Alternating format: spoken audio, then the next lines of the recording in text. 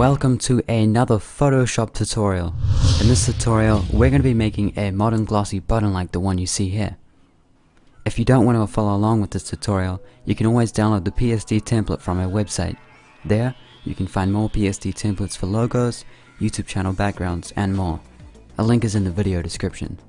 To start off, we're going to create our document. Click File, New. Change the width to 1000 px and the height to 300 px. We're going to make the document resolution large so we can see what we're making easier than if it were a small button. At the end of this video, I'll go over how you can make it smaller and save it for something like a website. Here we have our new project. What we need to do is add a gradient background. To do this, we need to unlock the background layer. This can be done by holding Alt and double clicking on the background layer. Next, we're going to need to add a gradient to the background. To do this, double click the background layer and it'll bring up the layer styles window. From here, click the gradient overlay style.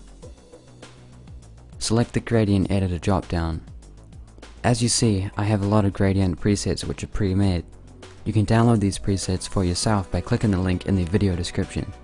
It shouldn't replace the page, so you don't have to worry about losing this video.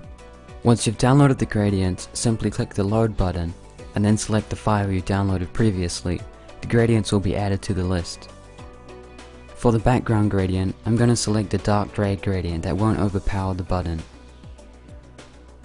Once you have selected the gradient, simply press OK and then OK.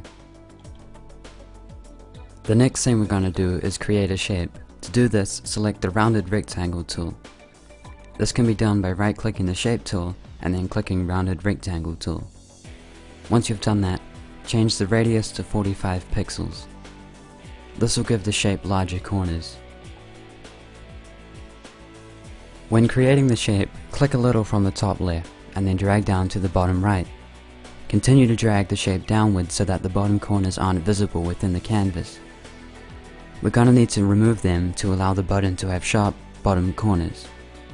To do this, I'm going to select the Subtract from Shape Area button, and then draw another shape over the previous one, keeping the same distance from the sides.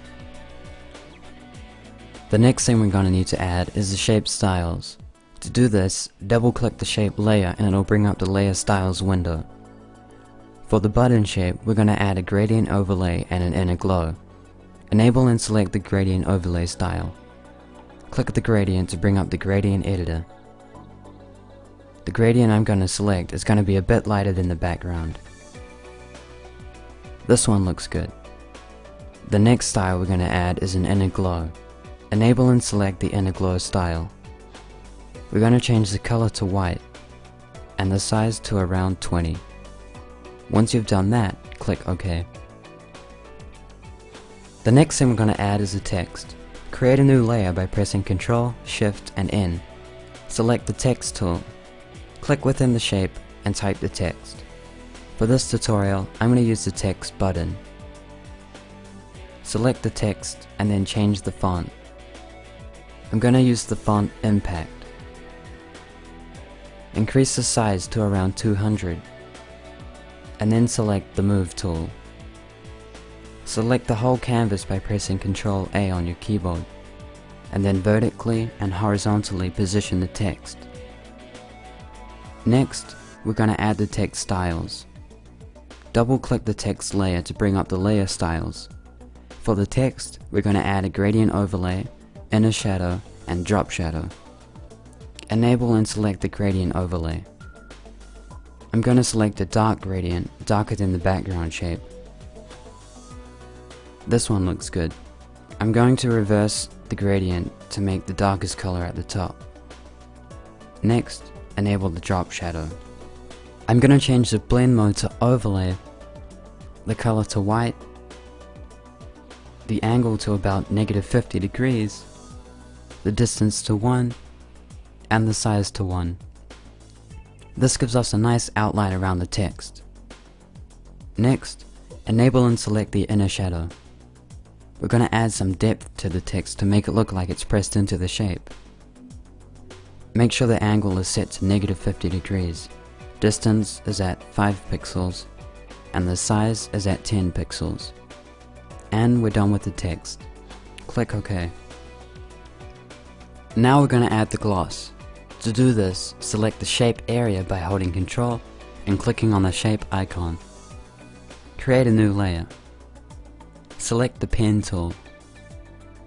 Click above at the top right of the canvas and click and hold again near the bottom left under the canvas. Pull out the handle by holding the click and dragging your mouse outwards. Release the click. Join the 2 points together by creating more points outside of the top of the canvas. Make sure the points are outside the canvas. Now the points are joined, right click within the canvas and then select Make Selection. For the operation, we're going to use Subtract from Selection. This is going to create the selection for the gloss. Now select the Gradient tool. Select the black to white preset. Hold Shift and click near the bottom of the shape. Hold and drag the click upwards towards the top of the shape. Release the click and you should see a gradient of black to white. Make sure the white is on top and the black is at the bottom. Change the layer mode to screen and the overlay opacity to around 40%. Deselect by pressing Ctrl plus D on your keyboard. Now we have our gloss. Next, we're going to add some highlights to the top and bottom of our shape to create the modern look. Select the brush tool. Right click on the canvas and select the soft round preset. Increase the size to around 150 pixels. Create a new layer with the shortcut keys Ctrl, Shift and N. Make sure you have white set as your foreground color. Make sure you have selected the shape area by holding down Ctrl and clicking on the shape icon. With the brush tool, click near the center bottom of the button. Hold and drag right, lowering the brush. Do the same on the other side. Change the layer mode of the highlight to overlay and the opacity to around 50%. Now we're going to use that for both the top and bottom highlights. With the highlight layer selected, press Ctrl J to duplicate the layer. Press Ctrl T with the duplicated layer selected and then click the bottom center point and drag it to the top. Double click to confirm the transformation. You may want to lower the opacity of the second highlight to around 30%. Now we have our button. If you want to make it smaller for purposes such as uploading it to the web, click Image, Image Size. You can reduce the image size here. Making sure you have constrained proportions enabled, change the width from 1000 px to 100 px. This would be a good size for a button. Make sure you have the scale styles selected and then press OK. Most likely you'll want to hide the background layer so we can have the corners we created on the button. This can be done by hiding the background layer. Now you're free to save. Click File, Save. Make sure you change the format to PNG. This will allow you to keep the transparency around the image. And we're done.